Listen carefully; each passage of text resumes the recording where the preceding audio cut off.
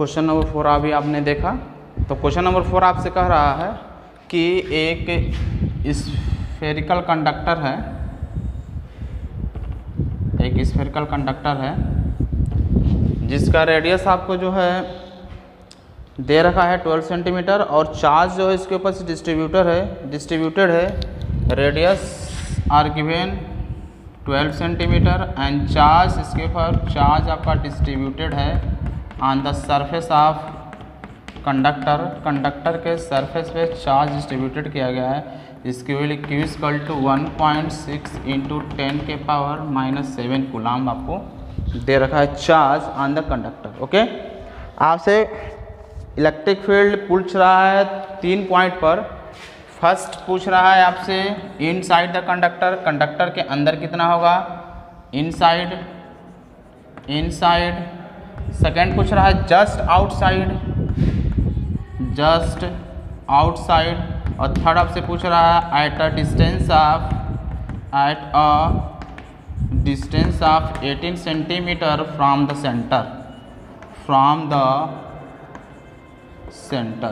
Centre से जो है 18 सेंटीमीटर के डिस्टेंस पर इलेक्ट्रिक फील्ड कितना होगा। तो हम कैलकुलेट करते हैं। आपको जानते हैं कि अगर हम at the point suppose that इसके अंदर मैंने पॉइंट ए ले लिया, तो यहाँ पर एक अगर इलेक्ट्रिक ये का हम कंडक्टर अगर कंसीडर करते हैं, ठीक, ये पॉइंट अगर हम लेते हैं इस पॉइंट पर, अगर इसके अंदर एक हम spherical conductor Gaussian surface consider करते हैं, तो आप जानते हैं कि कंडक्टर के अंदर मेरा इलेक्ट्रिक फील्ड, चूँकि वहाँ पर चार्ज नहीं होता तो उसके बीच इलेक्ट्रिक फील्ड क्या होगा, 0 होगा। चूँकि जो भी साथ चार्ज होता है आपको थ्योरी लेक्चर में पढ़ाएगा, तो जो भी चार्ज होता है कंडक्टर के सरफेस पे ही होता है, उसके अंदर चार्ज नहीं होता है। इसलिए अगर हम एक फर्स्ट पॉइंट की बात करते हैं, तो चूँकि inside the conductor there is no charge, तो इलेक्ट्रिक फील्ड क्या होगा, 0 होगा। तो वहाँ पर ई की वैल्यू क्या होगा, 0 होगा। रीजन दे सकते हैं कि inside the conductor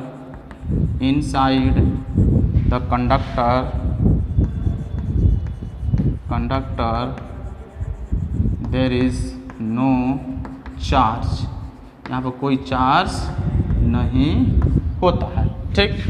second point है जस्ट आउटसाइड का मतलब होता है इसके एकदम सरफेस पे, यहाँ पर जस्ट आउटसाइड मतलब बाहर नहीं, जैसे मतलब जस्ट उसके सरफेस पे। एक पॉइंट पी हम यहाँ पर ले लेते हैं और यहाँ पर हमें इलेक्ट्रिक फील्ड कैलकुलेट करना है। तो आपको थ्योरी लेक्चर में पढ़ाया गया था कि स्फेरिकल जो है अगर कंडक्टर, तो उसके चलते जो इलेक्ट्रिक फील्ड ई होता है 1/4πε0 Q/r² होता है। r² क्या होता है, इस पॉइंट का सेंटर से जो है डिस्टेंस होता है, जहाँ पर चार्ज रखा गया उस पॉइंट का सेंटर से डिस्टेंस होता है।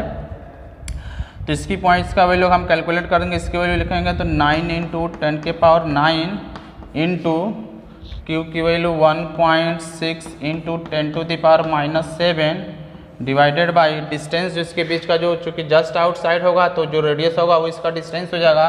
तो r equal to 12 centimetre and this will 0.12 metre होगा।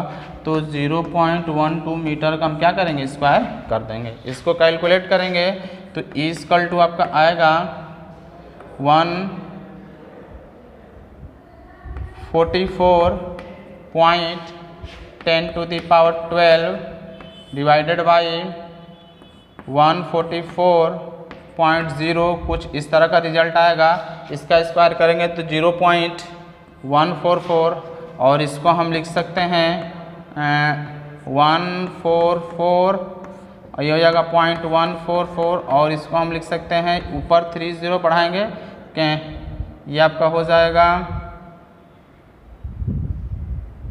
ऐसे इंटू 10 के पावर 2 हो जाएगा। ओके, ये कैंसिल आउट हो जाएगा, आपका बच जाएगा यहाँ पर 1000। इसको लिख सकते हैं 10 टू द पावर 3 और पावर 2 5 न्यूटन पर कूलम।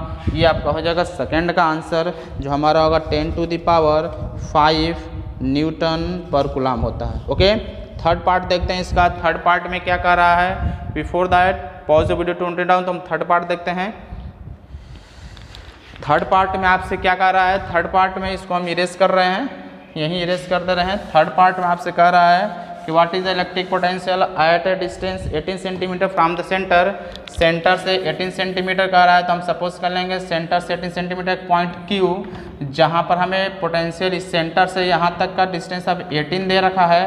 तो 18 सेंटीमीटर पर कितना होगा, तो यहाँ पर इस पॉइंट का सेंटर से इसका distance r equal to 0.18 centimetre and this will be equal to 0.1 metre हो जाएगा।